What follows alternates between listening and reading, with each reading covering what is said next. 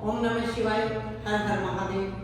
भारत में होली बड़े धूमधाम से मनाई जाती है और उसका एक विशेष महत्व है, क्योंकि हिरण्यकश्यप के बारे में सब जानते हैं कि प्रहलाद के पिताजी थे हिरण्यकश्यप। उन्होंने बड़ा घोर तप किया और ब्रह्मा जी की पूजा की, उनके लिए तप किया और ब्रह्मा जी ने उनसे प्रसन्न होकर उनके कठोर तप को देखकर उन्हें वरदान देने के लिए उनके सामने साक्षात प्रकट हुए।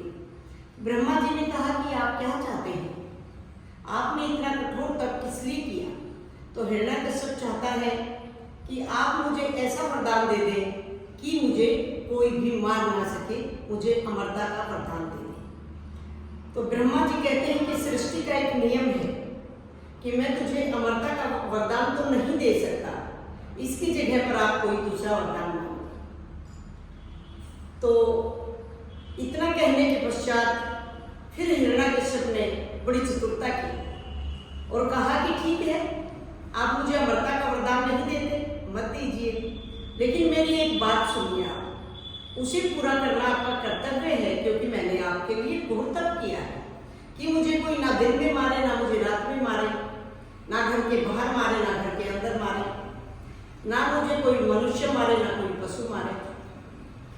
तो मुझे आप ऐसा वरदान दे दीजिए। तो ब्रह्मा जी को लगा कि जब भी कुछ गलत होता है तो उसके लिए कुछ ना कुछ शेष बचा लिया जाता है कि उस गलत का अंत कर दिया जाए। तो ब्रह्मा जी ने सब सोच विचार कर उन्हें तथास्तु कहकर और ब्रह्मा जी अंतर्ध्यान हो गए। इसके पश्चात प्रहलाद का जन्म होता है और प्रहलाद विष्णु भक्ति में लीन रहते हैं। उनको मारने के लिए बार बार प्रयत्न किए जाते हैं, उनको मारने के लिए तरह तरह की योजनाएं बनाई जाती हैं। कभी पहाड़ी से गिराया जाता है, कभी उनको सांप से डसवाया जाता है, तो कभी पानी में डुबो कर मारने की कोशिश की जाती है, लेकिन प्रहलाद को कहीं भी कोई हानि नहीं होती। फिर उनकी बहन होलिका कहती है, होली का दिन आ जाता है, हिरण्यकश्यप बड़े परेशान हैं कि ये प्रहलाद तो पता नहीं किस मिट्टी का बना है, कैसा है ये, कि ये किसी प्रकार से इसके प्राण ही खत्म नहीं हो रहे हैं।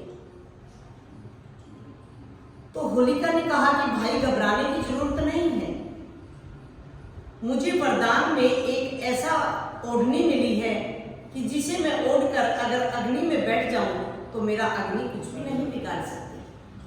तो ऐसा कहने से और हिरण्यकश्यप ने जब सुना तो हिरण्यकश्यप की खुशी का ठिकाना नहीं रहा। तो होलिका कहती है कि अग्नि जलवाइए। हिरण्यकश्यप अग्नि जलवाती हैं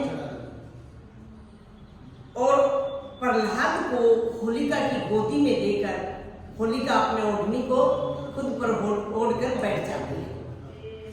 और होलिका का ये मानना था कि प्रहलाद तो ओढ़नी से बाहर हुए तो जलकर खाक हो जाएगा और होलिका बच जाएगी, लेकिन ऐसा नहीं हुआ, क्योंकि सत्यता की हमेशा जीत होती है, धर्म की हमेशा जीत होती है।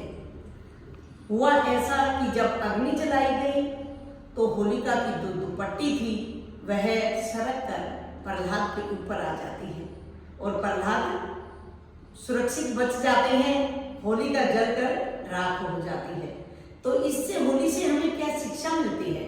क्योंकि बच्चे भी जाते हैं, बड़े भी जाते हैं, होलिका दहन करते हैं, तो उससे सबसे बड़ी शिक्षा मिलती है कि सत्यता की हमेशा जीत होती है और धर्म की हमेशा जीत होती है। अधर्म का विनाश होता है और झूठ के लंबे पैर नहीं होते। सत्य को कुछ समय के लिए दबाया तो जा सकता है, लेकिन उसको खत्म नहीं किया जा सकता।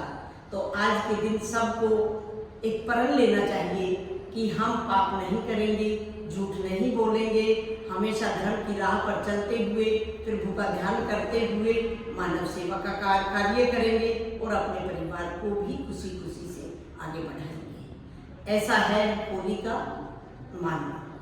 ओम नमः शिवाय।